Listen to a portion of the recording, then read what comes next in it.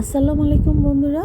সাদা পোলাও কম বেশি সবাই রান্না করতে পারি, কিন্তু আমি আজকে খুবই সহজভাবে এবং নানা রকম টিপস এবং ট্রিক্স সহ তোমাদের এই পোলাও রান্নাটা করে দেখিয়ে দিচ্ছি।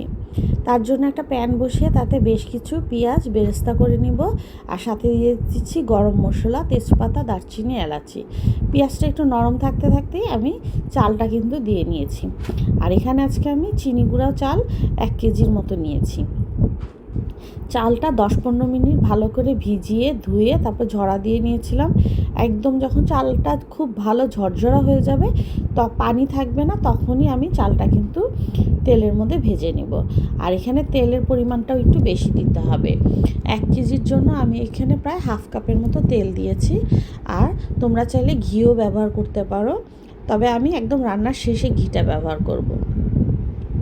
আর এখানে দিয়ে দিচ্ছি 2 টেবিল চামচের মতো আদা বাটা। পোলাওতে কিন্তু শুধু আদা বাটাটা দিলেই ভালো লাগে, আর অন্য কোনো মশলা দেওয়ার প্রয়োজন নেই। এই তো পোলাওটা এখন চালটা আমি খুব ভালো করে মিডিয়াম আঁচে খুব ভালো করে আস্তে আস্তে ভেজে নেব। পোলাওটা যত সুন্দর করে ভাজা হবে তত ঝরঝরা হবে এবং খেতেও ভালো লাগবে। আর পোলাওতে আমি যেই গরম পানিটা দিব সেই পানিটা অবশ্যই গরম হতে হবে।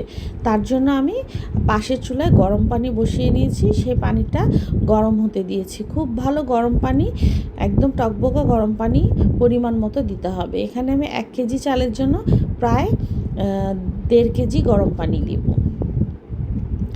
এই তো এখানে তোমরা একটু স্বাদের জন্য অল্প কয়েকটা গোলমরিচের গুঁড়ো, গোলমরিচ, আস্ত গোলমরিচ আর কয়েকটা লং দিতে পারো, 3-4টা, বেশি না। দিয়ে পেঁয়াজ চালটা এখন খুব ভালো করে মিডিয়াম আঁচে একদম ভালো করে ভেজে নিচ্ছি।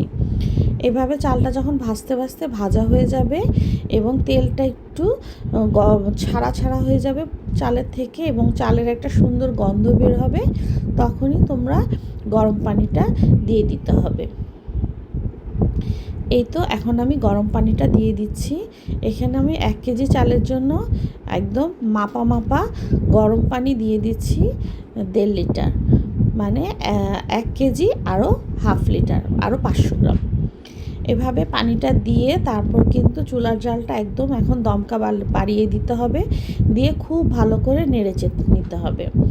এরকম দমকা জালে থাকবে 5 থেকে 10 মিনিট, যতক্ষণ না চালটা ফুটে ওঠে খুব ভালো করে।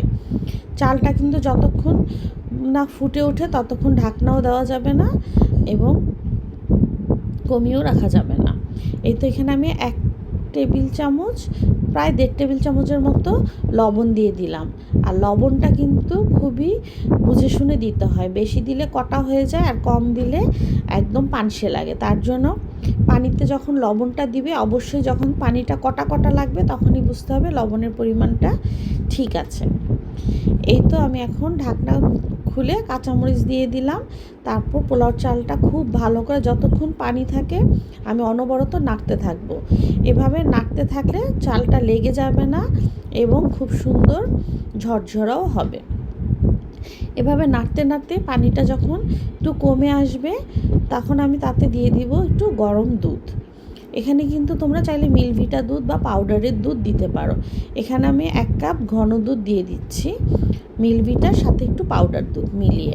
আর দিয়ে দিব হাফ লেবু, যে কোনো সাইজের হাফ লেবু দিয়ে দিবে, এতে করে পোলাওটা একদম ধবধবে সাদা হবে এবং পোলাওটার মধ্যে অনেক টেস্টও চলে আসবে এই লেবু আর দুধটা দেওয়ার কারণে।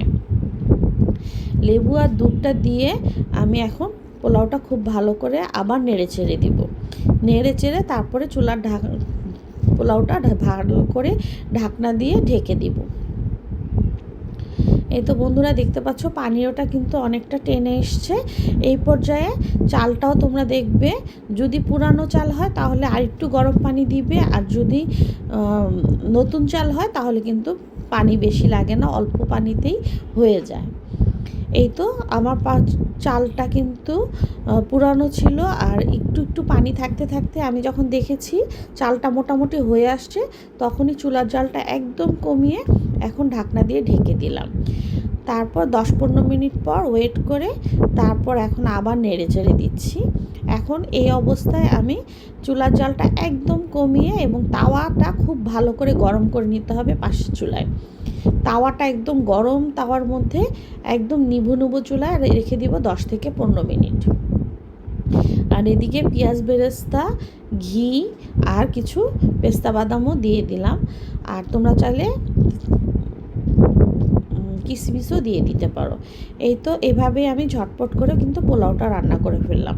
তো বন্ধুরা, আমার পোলাওটা যদি ভালো লাগে লাইক এবং সাবস্ক্রাইব করে আমার পাশে থেকে যেও। আজকের মতো বিদায়।